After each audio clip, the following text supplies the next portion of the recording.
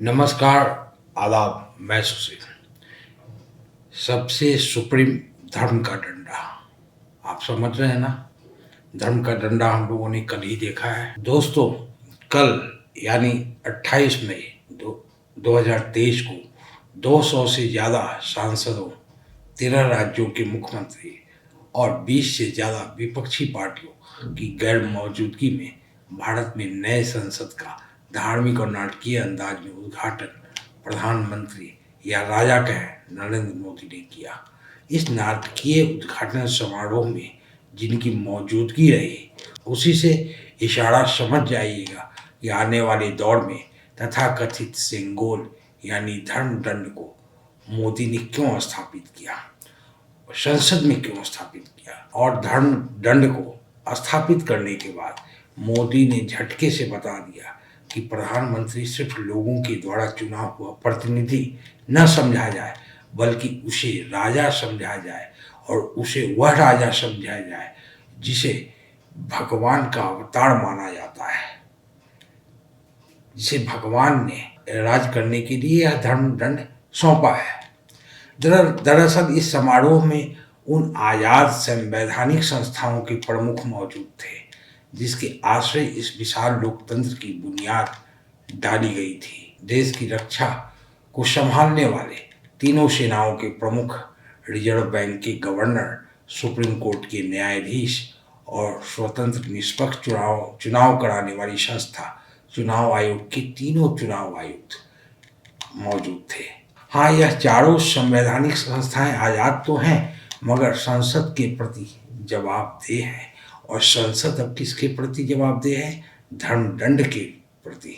और धर्मदंड कुछ बोलता नहीं है, वो दिखता है, वो सोने का बना है, 5 फीट का है, लेकिन वो बोलता नहीं है। लेकिन संसद धर्मदंड के लिए जवाबदेह है। यह हम नहीं कर रहे, ये देश के प्रधानमंत्री नरेंद्र मोदी ने खुद कहा। वहीं देश का पीएम भी इन संवैधानिक संस्थाओं के प्रति जवाबदेह होता है। तानाशाह खुद को न जनता के लिए जवाबदेह मानता है और न किसी संवैधानिक संस्थाओं के प्रति जवाबदेह मानता है, मगर हमारे मुल्क का तानाशाही मिजाज में जीने वाला शहंशाह ने एक अलग मॉडल अपनाया। वह भी प्राचीन भारत का मॉडल है।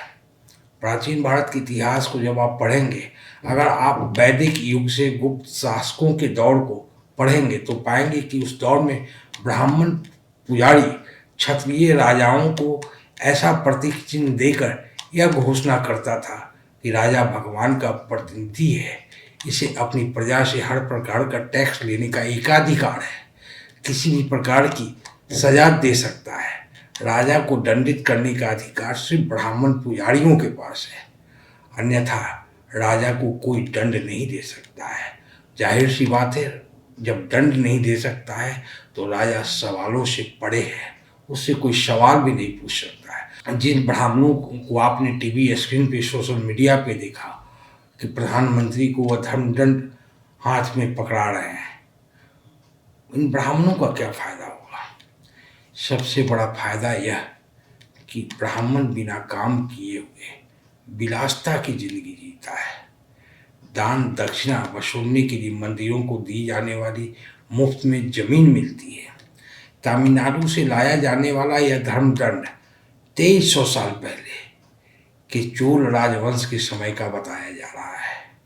तमिलनाडु में दिखने वाले बड़े विशाल मंदिर इसी चोल राजवंश के समय मुफ्त में पाए हुए जमीन पर बने।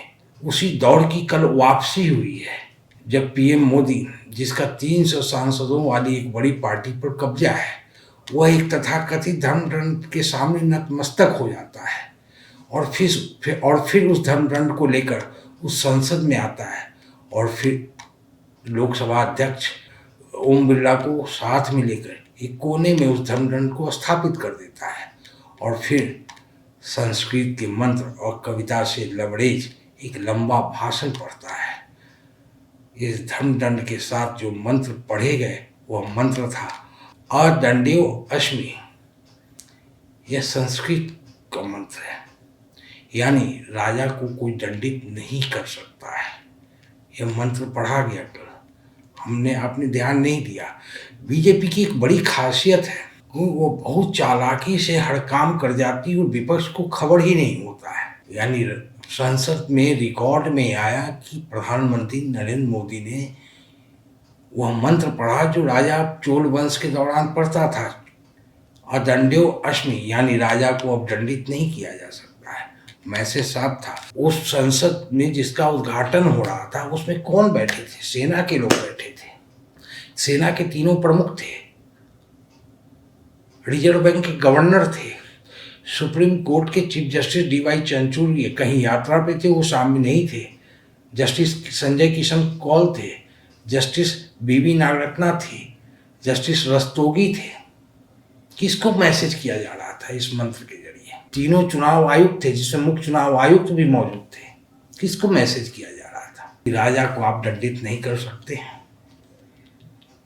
उम्मीद थी कि इस नए संसद भवन के उद्घाटन में डॉक्टर भीमराव अंबेडकर के बारे में बात की जाएगी, संविधान के उन पन्नों को पढ़ा जाएगा जिसके जरिए इस मुल्क में एक आम नागरिक को एक विश्वास पैदा होता है कि मुल्क उसका है। उस खजाने की बात की जाएगी जिसे गुजरात से आया हुआ हर शख्स लूटने को तैयार दिखता है, लेकिन हुआ उल्टा। पीएम मोदी के सिपह सलारों ने इस धन दंड को लेकर अखबार में लेख लिखने शुरू कर दिए हैं। आप जिस अखबार को खोलिएगा उसमें आरएसएस यानी राष्ट्रीय स्वयं सेवक संघ के प्रचारक विचारक महारथ, आप जो नाम दे दीजिए, वो खुद ही को प्रचारक कभी बताएंगे, कभी विचारक बताएंगे। जैसे प्रधानमंत्री मोदी खुद को कभी राजा बताएंगे, कभी धार्मिक गुरु बताएंगे। इन सब ने लेख लिखने शुरू कर दिए और इसी धर्म दंड के बारे में लेख लिख रहे हैं। हम सेंगोल का इतिहास नहीं बताएंगे, भूगोल नहीं बताएंगे, क्योंकि हमें इसमें कतई रुचि नहीं है कि सेंगोल आया कहाँ से, सेंगोल का क्या मतलब है। क्योंकि यह मौजूदा सत्ता जो है, तानाशाह हर दिन जनता को दिग्भ्रमित करने के लिए कि खबर तैयार करता है। आप ध्यान दीजिए, पिछले एक सप्ताह में कितनी खबरें आपके पास आई जो आपकी ज़िंदगी में भूचाल ला दिया। प्रधानमंत्री विदेश दौरे पे गए थे, उसके पहले उन्होंने क्या किया? जब वो विदेश दौरे पे गए तो 2000 रुपये का नोट आपका बैन हो गया, आप लाइन में लग जाइए। जब वो न्यूज जैसे ही पीछे छूटा, दूसरा न्यूज आया कि किसी राष्ट्र का प्राइम मिनिस्टर प्रधानमंत्री मोदी का पैर छू रहा है। वो न्यूज दूसरे दिन चटकारे के साथ गोदी मीडिया ने अपने सिल्वर स्क्रीन पे लोगों को दिखाया। उसके बाद आप ध्यान कीजिए, जब ऑस्ट्रेलिया गए तो ऑस्ट्रेलिया के प्राइम मिनिस्टर ने उनको क्या बोल दिया? द बॉस हो गए। और वाकई में जब लौटे तो सेंगोल के जरिए मतलब धर्मदंड को लेकर घोषणा भी उन्होंने कर दी, द बॉस।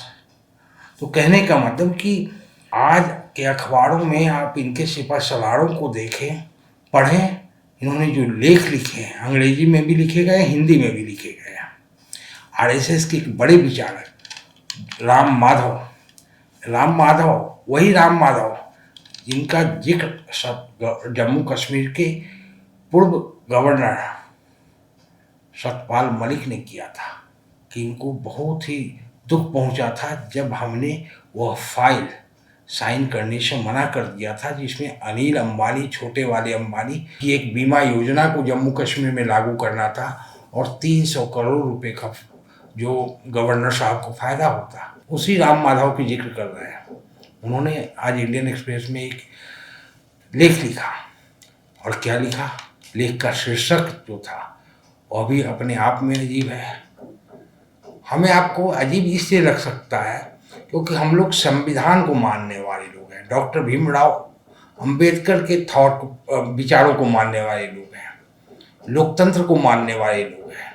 लेख का शीर्षक था, यह निर्जीव है, मतलब बोलता नहीं है, प्रजान नहीं है, धर्मदंड सर्वोच्च संस्था है, इसके सामने हर संस्था बौना है, चाहे वह भारत का संविधान ही क्यों ना हो। ये आरएसएस के बड़े विचारक माने जाते हैं राम माधव। उनका स्टेटमेंट जो उन्होंने लिखा वो मैं बता रहा हूँ कि हर संस्था से ऊपर है धर्मदंड, और धर्मदंड किसके पास है? प्रधानमंत्री मोदी को दिया है, सौंपा गया है। लेख में आगे बताया गया कि जिस राजा को धर्मदंड प्राप्त होता है उस राजा का हर आदेश परम आदेश माना जाना चाहिए। अब आप समझ लीजिए परम आदेश कौन जारी करता है। भारत के संविधान में अनुच्छेद 32 के तहत किसी भी नागरिक को सुप्रीम कोर्ट में जाने का अधिकार है इंसाफ पाने के लिए, और सुप्रीम कोर्ट परम आदेश जारी करता है और वो सरकार को मानने के लिए बाध्य होता है। लेकिन अब ये धर्मदंड जो है, जिसने धर्मदंड को पकड़ा है वह प्राइम मिनिस्टर मोदी है। उनका आदेश अब परम आदेश माना जाना चाहिए। लेख में बताया गया कि इस धर्मदंड पर विचार विमर्श किया जाना चाहिए। अभी इस पर विचार विमर्श भी होगा। अपने व्हाट्सएप और गोदी मीडिया की सिल्वर स्क्रीन के जरिए ऐसे लेख परोसे जा रहे हैं जिसमें तरह तरह का तर्क दिया जा रहा है। अपने लेख के समर्थन में क्या कहा जा रहा है कि ब्रिटेन में राजशाही परंपरा का वाहक एक छड़ी का जिक्र किया गया है। अब आप समझिए, जिस ब्रिटेन को ये गाली देते थकते नहीं है कि हमने संसद इसलिए बनाया है कि वह ब्रिटिश के समय का है, अंग्रेजों ने बनाया है, और जब तर्क देने की बात आती है तो ये ब्रिटेन की राजशाही परंपरा का वाहक जो है, मतलब वहाँ राज घराना जो है ब्रिटेन का, अगर वहाँ प्रधानमंत्री नियुक्त होता है तो उसको छड़ी सौंपा जाता है, और राजशाही में कोई किसी की डेथ हो जाती है, दूसरा राजा बनता है तो उसको वो छड़ी सौंपी जाती है, उसका जिक्र किया जा रहा है। मतलब ब्रिटेन के राजशाही परंपरा का जो वाहक है छड़ी, उसका जिक्र किया जा रहा है। याद रहे, ब्रिटेन में कोई लिखित संविधान नहीं है। जहाँ लिखित संविधान नहीं होता है वहाँ ऐसी परंपरा चलती है। जिस चोल राजवंश, मौर्य साम्राज्य, गुप्त वंश का ऐतिहासिक तथ्य परोसा जा रहा है कि उस वक्त में यह ऐसा होता था, लेकिन यह कोई नहीं बता रहा है और न सरकार से कोई पूछ रहा है कि क्या उस दौर में कोई लिखित संविधान भी था। क्या मौर्य साम्राज्य में कोई लिखित संविधान था, गुप्त राजवंश में कोई लिखित संविधान था क्या, कोई संविधान लिखा गया था, कोई संविधान सभा बनी थी क्या, कोई जनता वोट करती थी क्या। कोई ये सवाल नहीं पूछ रहा है। सब कह रहा है कि धर्मदंड उस दौर में था। आप किसी भी बड़े तथाकथित बड़े से बड़े पत्रकार को समझ लीजिए, विपक्षी पार्टियां नहीं सवाल कर पा रही क्योंकि उनका vote bank, Hindu vote bank खिसक जाएगा। आपको बताएं कि ये धर्मदंड कहाँ, ये तमिलनाडु से आया है।